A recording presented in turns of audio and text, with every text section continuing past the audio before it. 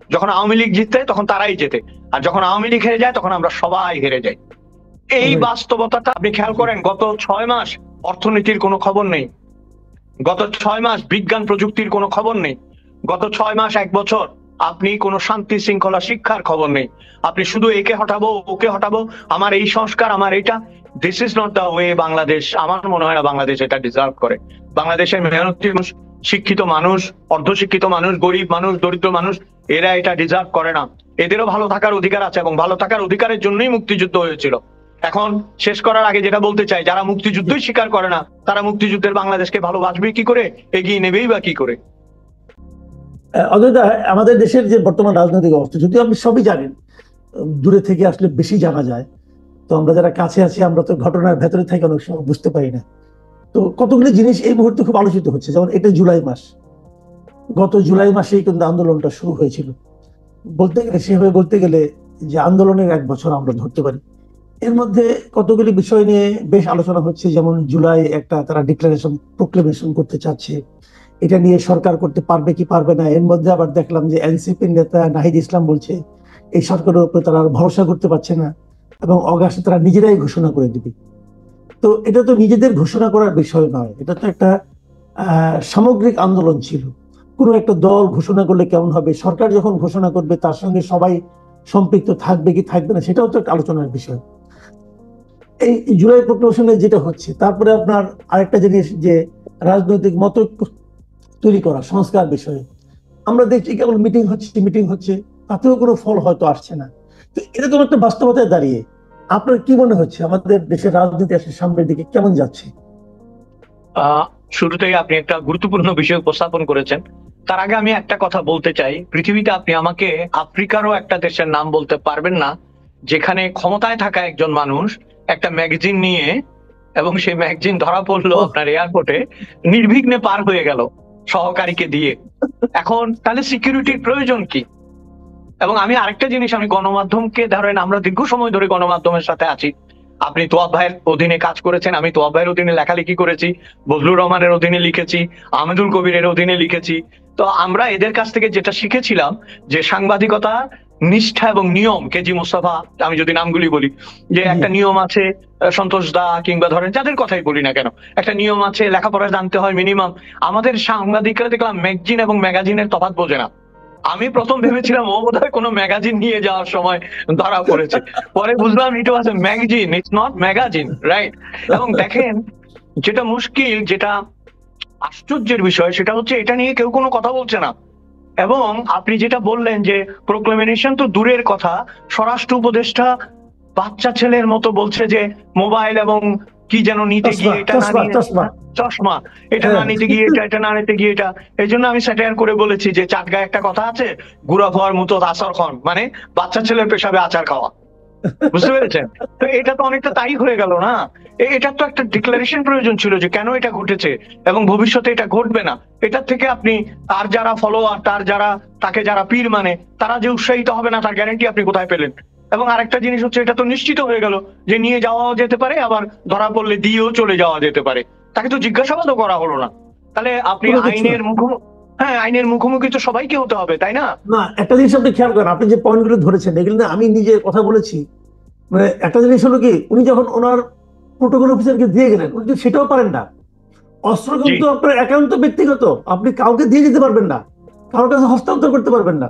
তো উনি, আর অস্ত্রটা কি, গুলিটাও কিন্তু অস্ত্রের পার্ট। হ্যাঁ, অবশ্যই। তো উনি যেটা পারেন না। আবার 2 নম্বর হলো, অস্ত্র আইনের নিয়মই আছে, যখন আপনি কোনো একটা অস্ত্র আপনার আপনার লাইসেন্স থাকবে, আপনি যখন দেশের বাইরে যাবেন তখন ওটাকে আপনার মালখানায় জমা দিয়ে যেতে হবে। যেতে হবে, এক্স্যাক্টলি। উনি এটা ঘরে রেখে গেছেন। মানে, এবং আপনি যে কথাটা বললেন খুব একটা গুরুত্বপূর্ণ কথা, কিন্তু যে একজন লোক স্বরাষ্ট্র মন্ত্রণালয়ের দায়িত্বপ্রাপ্ত ব্যক্তি, উনি আবার একজন লেফটেন্যান্ট জেনারেল ছিলেন, অবসরপ্রাপ্ত এখন। তো একজন লেফটেন্যান্ট জেনারেলের কথা আপনি শুনেন, মানে এটা একটু আপনার পিছনে, কেমন মনে হয়? একটু পিছনে যান, promoted by Sheikh Hasina as a general. এবং আপনার এই, এখন প্রশ্ন হচ্ছে তিনি প্রায় এগুলো বলছেন, এবং আমার কেন জি, জানি কি মনে হচ্ছে জানেন, এটা হচ্ছে জি, বালসুলভ চপলতা। এটারও একটা ক্যারিশমা আছে, কিন্তু উনি ওইটার ইয়েটা ভোগ করতেছেন, ওইটার আশীর্বাদটা উনি ভোগ করছেন। উনি, হি shows that he is innocent, but he knows, উনি জানেন আসলে। আমরা এই আলোচনা থেকে দূরে গিয়ে ওইখানে আসি। আপনি যেটা বলছিলেন যে জুলাইয়ের ইয়ে, দেখেন জুলাইয়ের এগুলো কিছুই হবে না, হবে না। কারণ আপনার তো বেসমেন্টটা আগে দরকার না। আপনি একটা বাড়ি বানালে আগে তো ভিত্তিটা দরকার। কোন ভিত্তির উপর এই বিপ্লব হলো, কোন ভিত্তির উপর আসলে বিপ্লব হয়েছে কিনা, এগুলিই যেখানে আপনি স্থির করতে পারছেন না, সেখানে প্রোক্লামেশন হলেও কি না হলেও কি। এবং দেখেন যে কথাটা বলতে বলতে আপনারা ক্লান্ত হয়ে গেছেন, আমরাও বাইরের থেকে দেখছি যে আলী রিয়াজকে কোথা থেকে নিয়ে গিয়ে সংস্কারের একটা বিশাল দায়িত্ব চাপিয়ে দেওয়া হয়েছে। এখন হচ্ছে সংবিধানই থাকবে না, পুরো সংবিধানই না থাকার একটা সম্ভাবনা নাকি দেখা দিয়েছে। তাহলে আপনি কিসের প্রোক্লামেশন, কিসের উপর ভিত্তি করে আপনি কথা বলছেন? আমি প্রতিবারই আপনার সাথে কথা বললে যেটা বলি যে দেখেন, একটা গল্প আছে না আমাদের দেশে, যে এক ভদ্রলোক ব্যক্তিগত নিরাপত্তার জন্য কামান চেয়েছিল। তো ওসি তাকে ডেকে বলছে যে আপনি কামান চাচ্ছেন কেন ভাই? কামান কেউ চায় ব্যক্তিগত নিরাপত্তার জন্য। বলছে গত বছর আমার ছেলের বিয়েতে 25 কেজি চিনি চেয়েছিলাম, আপনি কেটে দিয়েছেন 5 কেজি।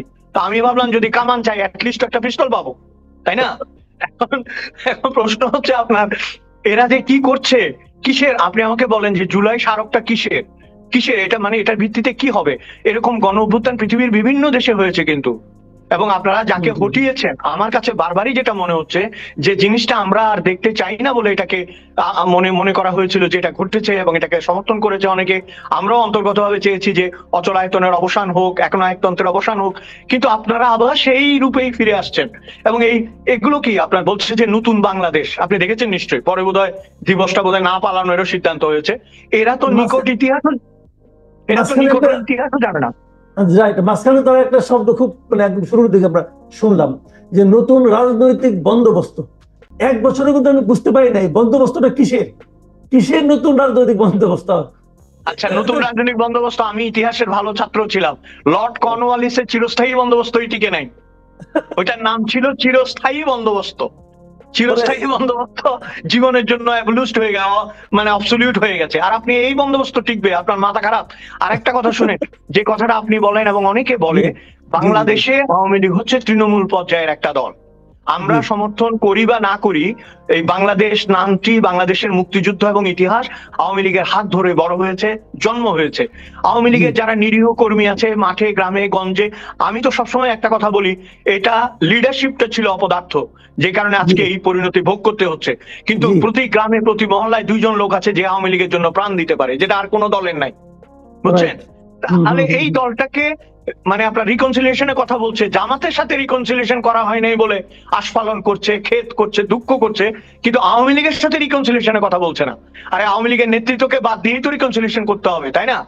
পুরনো নেতৃত্ব যে পাপ, আপনি গ্রামে গঞ্জে ওয়ার্ডের যারা আওয়ামী লীগ, যুবলীগ, ছাত্রলীগ, মাত্রলীগ এগুলি করে, ওরা তো 10 টাকা কামাইছে হয়তো, কিন্তু তাকে আপনি টার্গেট করছেন কেন? আপনি তো আসল লোকদের একজনকেও টার্গেট করতে পারেন নাই। আসাদুজ্জামান খান কামালও নাই, ওবায়দুল কাদেরও নাই, কেউ নাই। আপনি ধরেছেন কাদেরকে? একেবারে নিরীহ প্রান্তিক মানুষজনকে। এখানে একটা কথা ভুলে যাওয়ার আগে বলি, আপনি প্রোক্লামেশন দিয়ে কি করবেন যে দেশে একজন নারীকে ধর্ষণ করে তার ভিডিও প্রচার করে দেওয়া হয়? আপনি খেয়াল করেন কিন্তু খুব, এবং সেটা আপনার ওইটা কিন্তু মেইন স্ট্রিম মিডিয়াতে প্রচার হয়েছে। নয়াদিগন্ত তো তাদের এক্সক্লুসিভ হিসেবে প্রচার করেছে একটা মেইন স্ট্রিম মিডিয়া, সেই মিডিয়া নিয়ে কেউ কিছু বললো না। ওই মিডিয়া তো পরে দিন বন্ধ হয়ে যাওয়া ছিল। এবং আপনার এটা তো অনৈতিক, এবং সাংবাদিকতার যে কোনো আইনের পরিপন্থী এটা, তাই না? আপনি তো ভিকটিমকে ওইভাবে ফোকাস করতে পারেন না। ভিকটিমের জীবন, ভিকটিমের সম্ভ্রম, তার পরিবারের ইজ্জত, আপনি এগুলি কাউন্টে আনেন নাই, তাই না? এখানে দেখেন, আমরা শুধু সংখ্যালঘু বললে তো হবে না, প্রত্যেকটা পরিবারের মধ্যে এখন একটা আতঙ্ক বিরাজ করছে। যে বাইরে যাচ্ছে যেসব মেয়েরা, তাদেরও একটা আতঙ্ক বিরাজ করছে। এবং আপনি প্রোক্লামেশনের কথা বলছেন, ওইটা দিয়ে আমার কি হবে যদি আপনি এটা ঠিক করতে না পারেন? একটা জাতীয় ফল উৎসব দেখলাম, সেখানে যেভাবে চুরি করলো, এবং এটা যে জাতীয় পর্যায়ে ভিডিও হয়ে আন্তর্জাতিক পর্যায়ে ছড়িয়ে পড়েছে, এইটার আপনি এটা দায়িত্ব নেবেন না? আপনি সামান্য ফল সংরক্ষণ করতে পারছেন না, আর ফলাফল সংরক্ষণ করবেন কি করে? ফলই তো রাখতে পারছেন না, তাই না? এগুলো কিন্তু মারাত্মক পর্যায়ে চলে গেছে আপনার। এখন সবকিছু দেখে মনে হচ্ছে কি যে তারা এত বড় একটা দায়িত্ব পেয়েছে, কিন্তু তাদের আচার আচরণ, কাজকর্ম, কথাবার্তা মানে মনে হচ্ছে কি নন সিরিয়াস টাইপের। আপনার কাছে তাই মনে হচ্ছে? আমার কি মনে হচ্ছে জানেন, মূল কুশীলবরা কিন্তু আড়ালে চলে গেছে। আমি নাম উল্লেখ করতে চাচ্ছি না, উপদেষ্টাদের অনেককেই আপনি আর দেখবেন না এখন ফোকাসে। এটাও ইচ্ছাকৃত, কিন্তু তারা তাদের ঘর গোছাচ্ছে এবং তারা তাদের কাজ করছে। সামনে যাদের ঠেলে দিয়েছে তারা হচ্ছে অর্বাচীন, এবং তারা প্রগল্ভ এবং তারা খানিকটা মূর্খ, এই জন্য তারা যা মনে আসছে তাই বলছে। যারা আসল, যারা নাটের গুরু, নাটাইটা যাদের হাতে, তারা পেছন থেকে খেলছে। আপনি সুতো আর ঘুড়ি দেখতে পাচ্ছি, নাটাই কিন্তু দেখতে পাচ্ছি না এখন। এটা কিন্তু ভয়ঙ্কর। জি, এই অবস্থার মধ্যে আমরা কিন্তু জুলাই এসে পা দিলাম। এখন আরেকটা কথা বলা হচ্ছে যে নির্বাচন কবে হবে, অথবা আমি ওই দিন আমি নিজে একজনকে জিজ্ঞাসা করছিলাম যে ভাই নির্বাচন কি তাহলে ফেব্রুয়ারিতে হবে? উনি হেসে বলেন কি যে আদৌ কি হবে নির্বাচন? বাংলাদেশে আপনি আমাকে বলেন, হাতে গোনা 2-3টা নির্বাচন ছাড়া আর কোন নির্বাচন কি আসলে নির্বাচন হয়েছে? এবং এই নির্বাচন যদি হয়ও, আমি মনে করি না যে হবে না, হয়তো হবে চাপে, বিভিন্ন চাপে, আন্তর্জাতিক চাপে, লোক দেখানোর জন্য, ইন্টারন্যাশনাল কমিউনিটিকে বুঝ দেওয়ার জন্য, তারপরে ধরেন আর্থিক সহায়তা পাওয়ার জন্য, নানা কারণে we may have a election. কবে হবে এই গ্যারান্টি কেউ দেবে না। আপনারা কিন্তু, মানে আপনি নন, সকলেই আমরা একটা জিনিস ভুল করছি, ইউনূস সাহেব কিন্তু ইলেকশন কবে দেবে এই কথা বলে নাই। উনি সাবজেক্ট টু দ্য কন্ডিশন। হ্যাঁ, উনি সাবজেক্ট টু দ্য কন্ডিশন, এইটা হলে এইটা হবে, এইটা হলে এইটা হবে, সংস্কার হলে হবে। তো সংস্কার কবে হবে কে জানে? হ্যাঁ, একটা লোক যে আমেরিকা থেকে এসছে এবং তিনি যে আমাদের দেশের ঘাড়ের উপর বসে আছে আজকে কতদিন, তাই না? আজকে কতদিন একজন রাষ্ট্রীয় মেহমান, ইংরেজিতে একটা কথা আছে, every guest after 3 days smell like fish, মাছের মতো গন্ধ ছড়ায় 3-4 দিন পরে। আমাদের এই অতিথি মেহমান তো যাচ্ছে না ভাই, ঠিক আছে? এখন আমরা এই জায়গা থেকে কি করে উত্তরণ পাবো? এবং সোজা কথা কি জানেন, একটু কাজের কথায় আসি, দেখেন হিউমার তো করছি আমরা, একটা কাজের কথা বলি। জাতীয় ঐকমত্য করতে হলে বাংলাদেশে অনেকগুলি ফ্যাক্টরকে মিনিমাইজ করতে হবে, এটা আমরা সবাই জানি। অনেকগুলি ফ্যাক্টরকে মিনিমাইজ করতে হবে। সেই ফ্যাক্টরগুলো মিনিমাইজ না করে আওয়ামী লীগের মতো একটা শক্তিশালী দল, জাতীয় পার্টির মতো একটা অর্ধভঙ্গুর দল, তারপর আরো কিছু দল আছে, এদেরকে বাদ দিয়ে আপনি একতরফা যেটাই করবেন সেটা আবারও প্রশ্নের সম্মুখীন হবে। আমি কিন্তু আওয়ামী লীগের পক্ষে বলছি না, আওয়ামী লীগের ওই নেতৃত্বকে আমি পছন্দ করি না এবং ফিরে আসুক এটাও আমি চাচ্ছি না। যে সমস্ত লোকরা, আমি গত আলোচনা তো আপনাকে বলেছি, যে নেতা তার কর্মীদের রেখে পালায় তার ফিরে আসার যৌক্তিকতা জিরো। ঠিক আছে, সে থাক, সে তার মতো বিদেশে আরামে জীবনযাপন করুক, তাদের টাকার অভাব নাই। কিন্তু যে দলটি মুক্তিযুদ্ধ, যে দলটি হেরে, আপনি জানেন বোধহয় পরশুদিন আহমদ ছফার জন্মদিন ছিল, কালকে বা পরশু। তো আহমদ ছফা একটা কথা দারুণ বলেছিল না, যখন আওয়ামী লীগ জিততে তখন তারাই জেতে, আর যখন আওয়ামী লীগ হেরে যায় তখন আমরা সবাই হেরে যাই। এই বাস্তবতাটা থেকে বেরোতে হলে একটা অন্য ধরনের রাজনীতির প্রক্রিয়া চালু করার কথা ছিল। কিন্তু আপনি যে কথাটা বললেন, দেখেন বয়সের কথাটা আমি গতবারও বলেছি, বয়সটা ফ্যাক্টর না, বয়স অনুযায়ী ম্যাচিউরিটিটা ফ্যাক্টর। এদের মধ্যে ম্যাচিউরিটির অভাব আছে, খেয়াল করেছেন? এবং ম্যাচিউর লোকজন যে কথা বলবে না, যে কাজ করবে না, ঠিক তাই করে চলেছে তারা। তাহলে ইমম্যাচিউর লোকজন দ্বারা একটা ম্যাচিউর রাষ্ট্র, যার বয়স 54 বছর, সে রাষ্ট্রটি চলবে কি করে? আমি তো এটাই ভেবে পাই না। আপনার আমাদের দেশে ধরেন কত বুদ্ধিজীবী, কত রাজনীতিবিদ, কত ধরনের অগ্রগণ্য মানুষ আছেন যারা লেখাপড়া করেন, দেশ বোঝেন, রাষ্ট্র বোঝেন, তাদের কাউকে আপনি সামনে দেখবেন না। এটা অত্যন্ত দুঃখজনক। কিন্তু রাষ্ট্রের কিছু ফেস থাকে, ফেস ভ্যালু থাকে, সেই লোকগুলোকে ক্রমাগত হটিয়ে দিয়ে কেবল একজন লোককে সামনে রেখেছেন, নোবেল বিজয়ী। ভাই, পৃথিবীতে যদি কেবল নোবেল বিজয়ী সামনে থাকতো তাহলে তো অন্য ইতিহাস হতো, তাই না? নোবেল তো নানা কারণে মানুষ পেতেই পারে, Nobel nothing but a prize only, তাই না? রবীন্দ্রনাথ তো 1913 সালে নোবেল পেয়েছেন, রবীন্দ্রনাথ তো কংগ্রেসের সভাপতি হন নাই, তাই না? রবীন্দ্রনাথ তো ভারতবর্ষ পরিচালনা করতে যান নাই, তাই না? রবীন্দ্রনাথের শান্তিনিকেতন নিয়েছিলেন। আপনার নোবেল আমরা মাথা নত করে স্বীকার করি, প্রথম পদ্মাবারের বাঙালি আপনি নোবেল পেয়েছেন। কিন্তু এখন যে কাজগুলো ঘটছে সেটা নোবেল এবং আপনাকে জিরো করে দিচ্ছে, এটা তো বুঝতে হবে, তাই না? জিরো হয়ে গেছে, now it goes to be minus only. অনেকে আপনি এটা শুনেছেন কিনা জানি না, আমাদের এখানে অনেকে কিন্তু এমন ধরনের কথা বলে যে নোবেল, আপনার মিয়ানমারে যে নোবেল আহত হয়েছে আর আমাদের এখানে এখন নিহত হচ্ছে। এটা মন্দ বলে নাই, আমাদের এখানে নিহতই হয়ে গেছে। এবং শুধু ইয়ে নয়, আপনার দেখেন মানুষের যারা নোবেল পায়, আমি তার প্রতি শ্রদ্ধা রেখেই বলছি, তাদের আচার আচরণ কথাবার্তার মধ্যে কিন্তু ওজস্বতা থাকে, শুধু ব্যবসা থাকে না।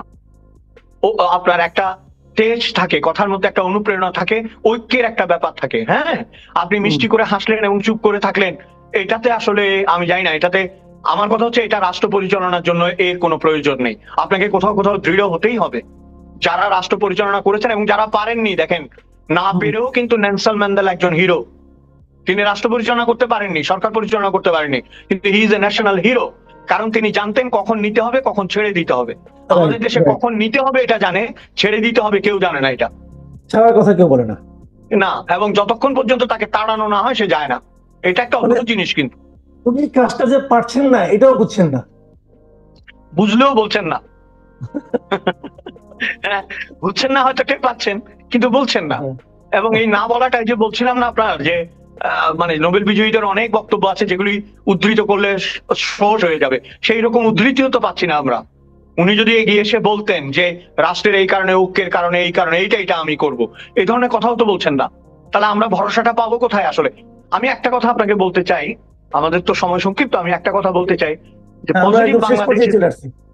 হ্যাঁ, আমরা দ্য একদম শেষ পজিটিভ পর্যায়ে। Bangladesh is too much needed নাও।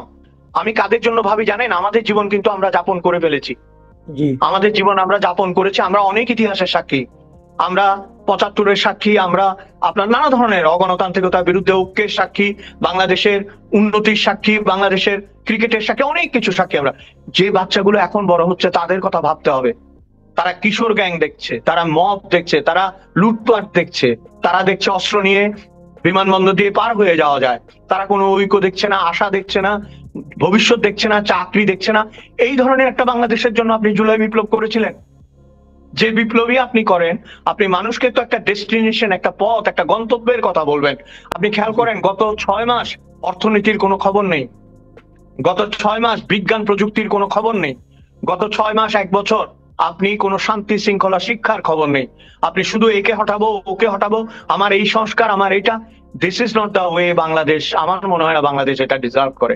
বাংলাদেশের মেহনতি মানুষ, শিক্ষিত মানুষ, অর্ধশিক্ষিত মানুষ, গরিব মানুষ, দরিদ্র মানুষ, এরা এটা ডিজার্ভ করে না। এদেরও ভালো থাকার অধিকার আছে, এবং ভালো থাকার অধিকারের জন্যই মুক্তিযুদ্ধ হয়েছিল। এখন শেষ করার আগে যেটা বলতে চাই, যারা মুক্তিযুদ্ধই স্বীকার করে না, তারা মুক্তিযুদ্ধের বাংলাদেশকে ভালোবাসবে কি করে, এগিয়ে নেবেই বা কি করে?